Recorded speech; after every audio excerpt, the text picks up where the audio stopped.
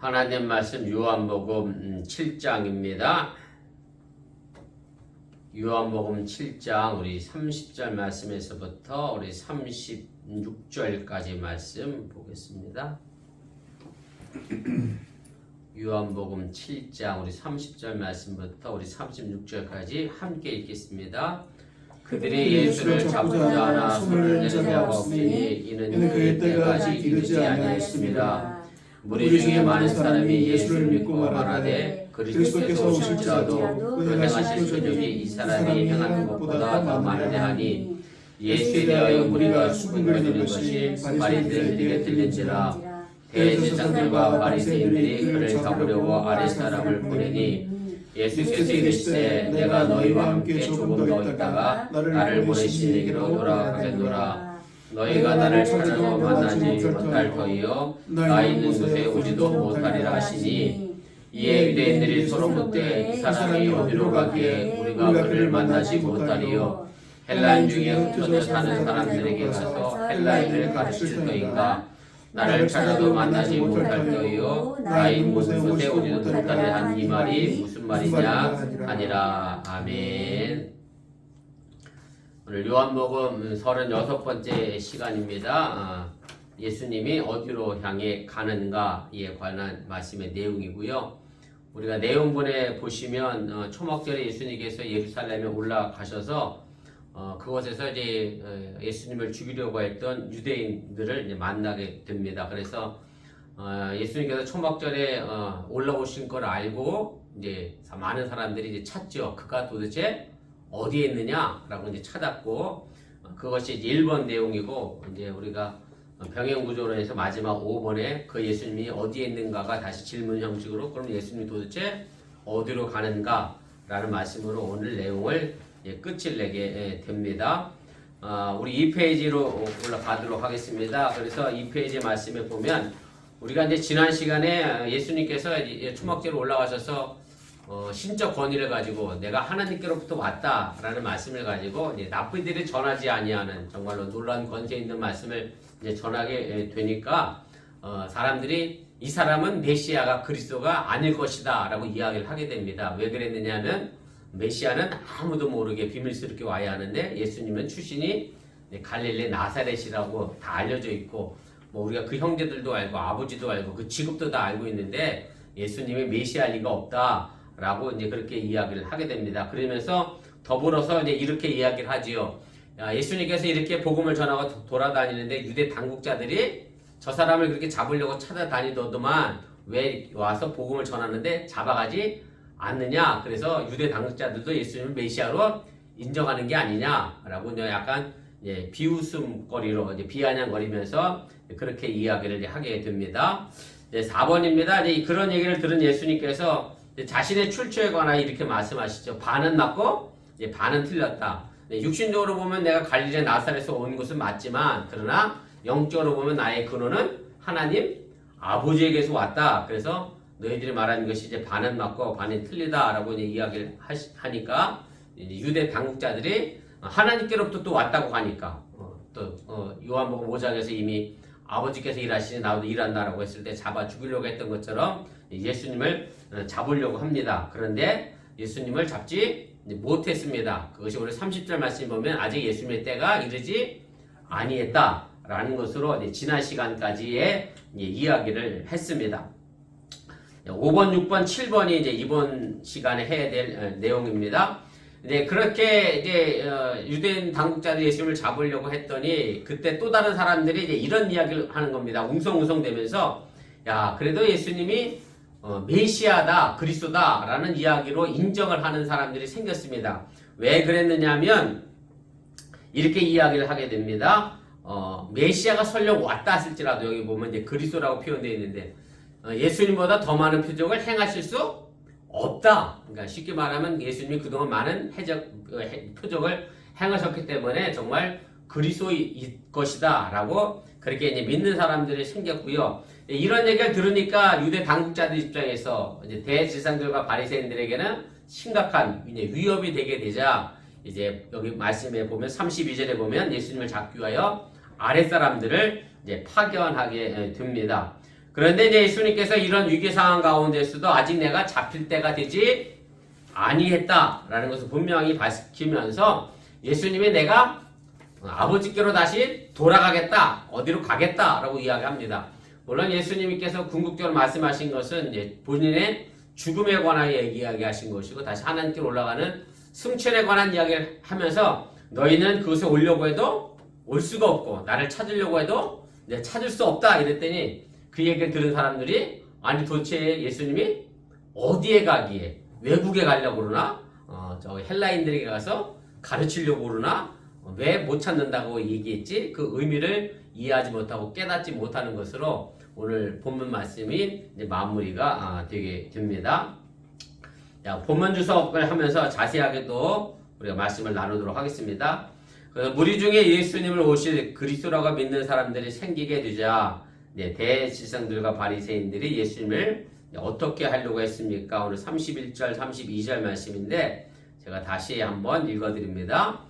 무리 중에 많은 사람이 예수를 믿고 말하되 그리스도께서 오실지라도 그 행하실 표적이 이 사람이 행한 것보다 더 많으려 하니 예수에 대하여 무리가 수군거리는 것이 바리새인들에게 들린지라.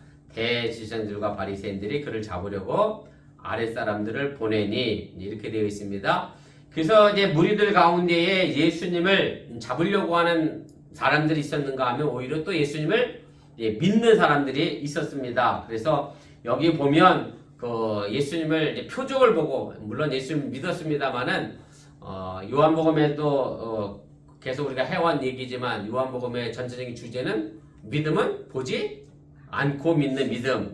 그래서 제가 각주 1번에 달아드렸죠. 예수님께서 도마에게 하신 말씀이잖아요. 요한복음 20장 28절 29절 도마가 대답하여 이르되 나의 주님이시여 나의 하나님이시니이다. 그랬더니 예수께서 이르시되 너는 나를 본고로 믿느냐? 보지 못하고 믿는 자들이 복되다. 근데 사실은 여기 있는 사람들은 이제 예수님의 표적 때문에 예수님은 그리스도일지 모른다라고 이제 생각을 한 겁니다. 물론 여기 이제 믿음이라는 단어가 쓰여 있습니다만은 믿음이라고 하는 것이 우리가 뭐 흔히 이해하는 것처럼 헬라어로 피스티오라는 단어를 사용했는데요. 신뢰하다라고 하는 얘기고 복종하다, 위탁하다, 맡기다 뭐 이런 의미를 다 포함하고 있는데 사실은 표적을 보고 믿은 사람들은 예수님을 전적으로 신뢰했던 사람들은 아닙니다. 말 그대로 예수님을 그냥 어느 정도 아는 아주 초보적인 단계의 신앙의 모습이었다라고 할 수밖에 없고 왜 이렇게 또 이야기할 수밖에 없느냐면 6개월 뒤에 예수님께서 6월절에 십자가에서 못 박혀 돌아가실 거잖아요. 뭐 이번 주일이 종료 주일이긴 합니다만은 예수님께서 예루살렘 성에 올라갔더니 호산나 다윗의 자손이 막 외치던 사람들이 그 다음날 어떻게 바뀌게 되죠? 예수님을 죽이라고 바뀌게 되잖아요. 그래서 사실은 표적을 믿고 믿었던 사람들의 믿음은 이제 고수전에 머물러 있었기 때문에 온전한 믿음이다라고 말할 수 없고 아주 초보적인 믿음이라 우리가 생각할 수밖에 없다라고 하는 얘기입니다. 우리 3페이지 제일 위로 올라가겠습니다. 그래서 이 사람들이 이제 예수님을 그렇게 믿었던 이유가 뭐냐면 예수님께서 표적을 많이 행하셨습니다. 그래서 뭐라고 표현하고 있냐면 만약에 예수님 그리스도가 아니라 할지라도 또 다른 그리스도가 정말 그리스도가 왔다 할지라도 예수님보다 더 많은 표적을 행할 수는 없을 거야 라고 이야기하면서 예수님이 그리스도임을 이제 믿게 되는데 사실은 우리가 7장까지 읽어왔습니다만은 예수님께서 기적을 행하신 일이 가나 혼인잔치하고 그 다음에 5장에 나와 있는 38년의 병자 고친 이야기밖에 없거든요. 그런데 이 사람들은 지금 뭐라고 생각하죠? 엄청나게 많은 기적과 표적을 행한 것으로 이해를 하고 있습니다. 사실 요한복음에는 정확하게 7개의 표적밖에 나와 있지 않습니다. 요한복음 저자가 자신의 편집의 의도대로 또 자신이 전하고자 하는 내용만 추려서 전했기 때문에 7개밖에 나오지 않는데 그래서 사실 오늘 사람들의 이 이야기를 통해서 그리스도가 오실지라도 예수님보다 더 많은 표적을 행할 수 없다라는 이야기를 통해서 우리가 좀 추측해 볼 수 있는 것은 뭐냐면 예수님께서 초막절까지 많은 사람들에게 정말로 많은 기적을 보여주시고 나타냈음을 우리가 그렇게 추측을 해 볼 수가 있게 됩니다. 그래서 요한복음에는 이제 7개의 표적만 이제 기록이 되어 있고요. 정확히 이야기하면 그래서 제가 각주 2번에 요한복음 제일 마지막 내용인데 요한복음 마지막 장 마지막 절 이야기입니다. 30절 31절인데 보세요. 2번에 예수께서 제자들 앞에서 이 책에 기록되지 아니한 다른 표적도 많이 행하셨으나 오직 이것을 기록함은 너희로 예수께서 하나님의 아들 그리스도이심을 믿게 하려 하며 또 너희로 믿고 그 이름을 힘입어 생명을 얻게 하려 함이라. 그래서 사실은 예수님께서 많은 표적을 행하셨지만 요한복음 저자는 꼭 필요한 것, 무엇을 예수님을 하나님의 아들로 믿게 하고 그것을 통해서 생명을 얻게 하는 7개의 표적만 요한복음에 기록했음을 이제 그렇게 표현을 하게 됩니다. 가로 4번입니다. 이제 예수님을 이제 그리스도로 표적으로 보고서 이제 그리스도를 인정하는 사람들의 이야기가 수근수근거리니까 그 이야기가 이제 바리새인들의 귀에 들리게 됐습니다. 그래서 대제사장들과 바리새인들이 예수님을 잡으려고 아랫사람들을 이제 보내게 됩니다. 실제적으로 바리새인과 대제사장들은 사이가 그렇게 좋은 관계는 아닙니다. 왜냐하면 이제 바리새인들 입장에서 보면 대제사장들이 뭐랄까요, 로마의 정치 권력에 빌붙어서 쉽게 말하면 이제 빌붙어서 대제사장직을 돈 주고 산 사람들이 있었기 때문에 아주 그냥 경멸하는 눈으로 쳐다봤고, 또 대제사장들 입장에서는 이제 바리새인들이 율법학자로서 많은 백성들에게 존경받는 것에 대하여 시기 질투하던 그런 상황이었기 때문에 바리새인들과 대제사장들이 서로 관계가 좋지는 않은데 지금은 관계가 좋아졌어요. 왜 좋아졌느냐면 예수님을 공공의 적으로 두고 같이 움직이려고 하다 보니까 한 마음이 됐다라고 하는 얘기입니다. 사실 대제사장이나 바리새인들은 성경에 능통하기 때문에 예수님께서 처음 성탄대로 오실 때도 헤롯 왕이 많은 성경학자들을 불러다가 예수님이 어디에 메시아가 어디 올 거냐 막 각 성경을 막 뒤져갖고서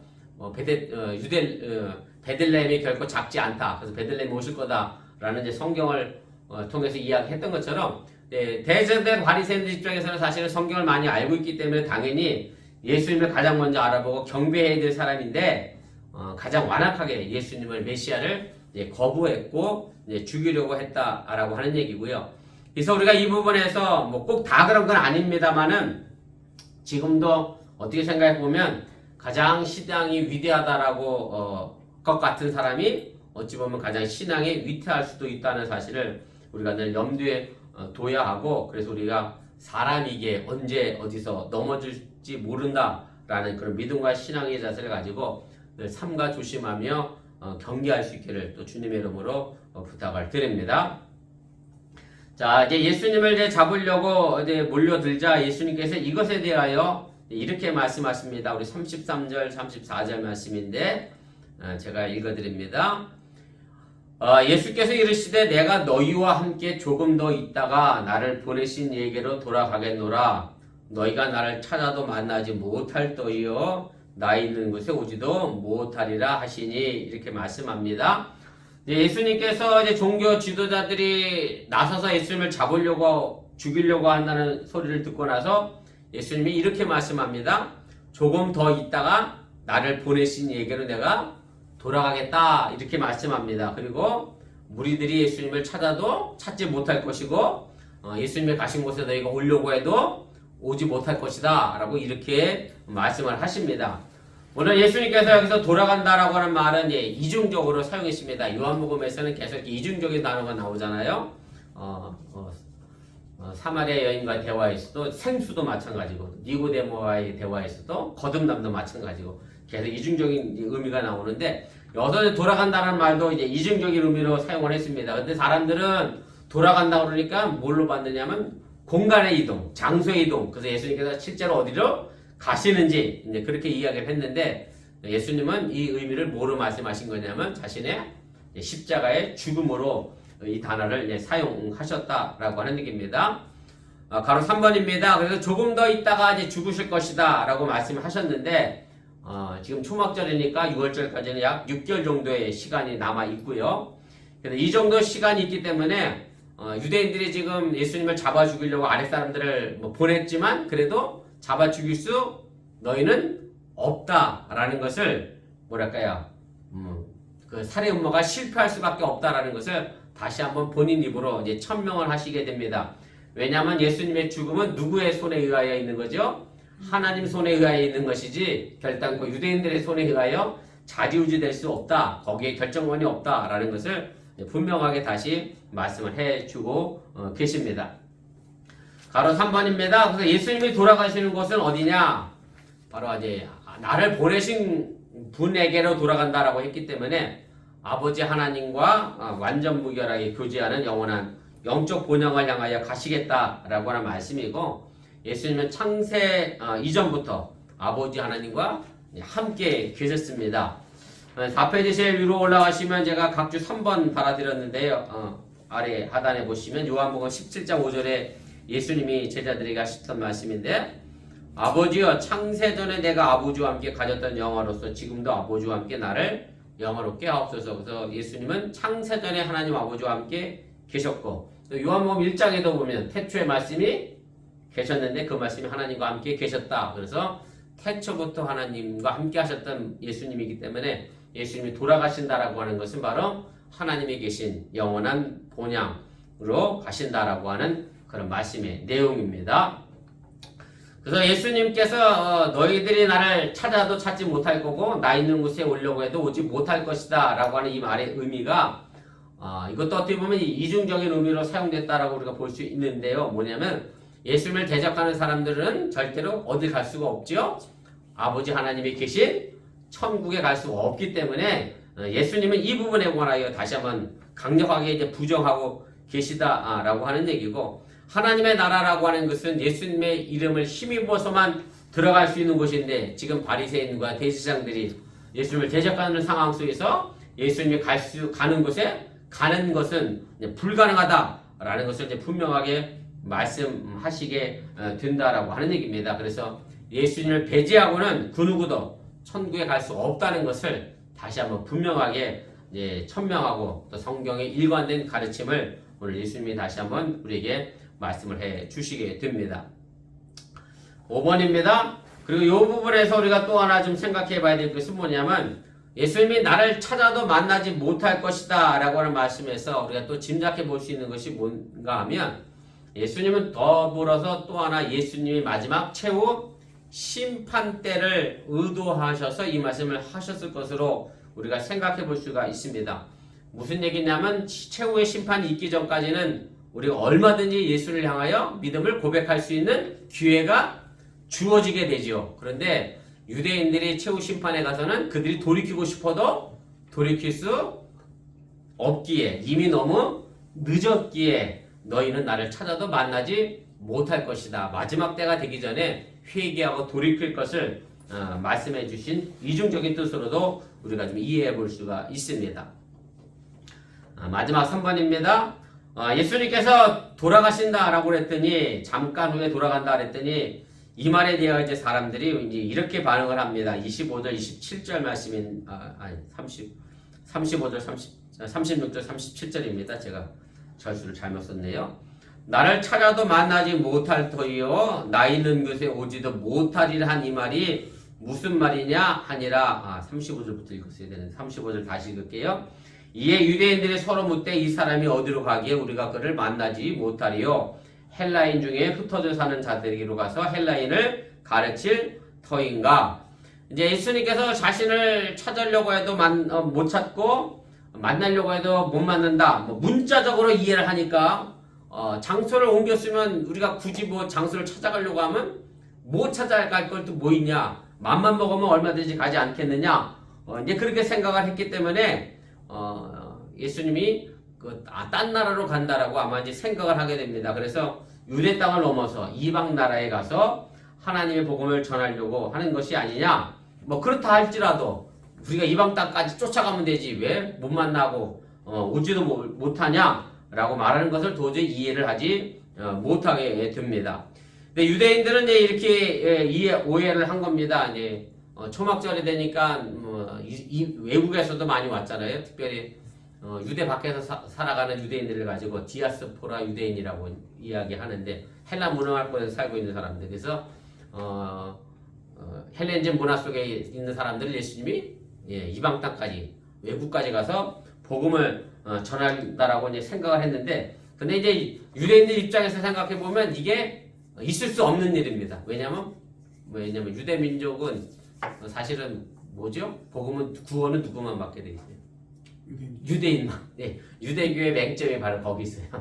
유대교의 맹점은 유대 민족만에 해당하기 때문에 사실 거기에 갇혀 있는데, 그러니 당연히 이방으로 나가서 외국인에게 복음을 전하는 것 자체가 어불성설이고 말이 안 되는 거죠. 그러니까 말이 안 되는 이야기를 한 건데, 사실은 실제로 요한복음 이 공동체는 예수님의 죽음을 통해서 예수님 복음이 어떻게 되죠? 예, 유대 땅을 벗어나 이방 나라로, 세계로 퍼져 나가는 것을 실제적으로 보여주고 있고 우리에게 전해주고 있고, 이것이 요한복음에서 또 강조하고 있는 아주 중요한 내용임을 여러분들이 또한 기억하시고 깨달으시길 바랍니다. 4번입니다. 그래서 36절의 마지막에 그래서 도대체 이 말이 뭔 말이냐 이해할 수 없다라고 이야기를 하게 되는데, 그래서 사실은 예수님의 말씀을 많이 들어도 사실은 깨닫지 못하면 아무 소용이 없다는 것을 다시 한번 여러분들이 기억하시길 바라고요. 우리가 영적으로 성장해 나가는 것은 내가 말씀을 많이 듣느냐, 물론 많이 들어서 뭐 깨달을 수 있으면 참 감사한데, 많이 듣는 게 중요한 게 아니라 한 말씀이라도 제대로 깨달아 믿음으로 나가는 것이 우리가 영적 성장을 이루어갈 수 있는 것을 다시 한번 기억하시면서 여러분들이 말씀을 들을 때마다 깨닫는 지혜를 또 성령의 도우심을 통해서 내가 깨달을 수 있도록 그렇게 강구하시고 또 기도하시기를 주님의 이름으로 부탁을 드립니다. 그래서 우리가 예수의 말씀을 깨닫지 못하면 예수님이 요구하시는 삶을 우리가 제대로 살아낼 수 없다라고 하는 얘기고요. 뭐 장군사님이야 이미 애들이 다 성장해서 그렇지 못하지 않겠지만, 우리 장로님은 뭐 애들한테 뭐 심부름 시켰는데 흔한 말로 말귀를 못 알아들으면 내가 시기 심부름을 엉뚱하게 할 수밖에 없는 상황이죠. 그래서 우리가 예수의 말씀을 제대로 깨달아야 예수의 말씀을 제대로 실제로 옮겨나갈 수 있다는 것을 기억하시면서 오늘도 그 예수의 말씀을 깨달아 살아갈 수 있기를 주님의 이름으로 축원을 드립니다.